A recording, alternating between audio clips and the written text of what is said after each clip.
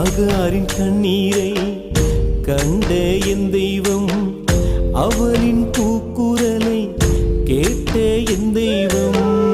ஆகாரின் கண்ணீர்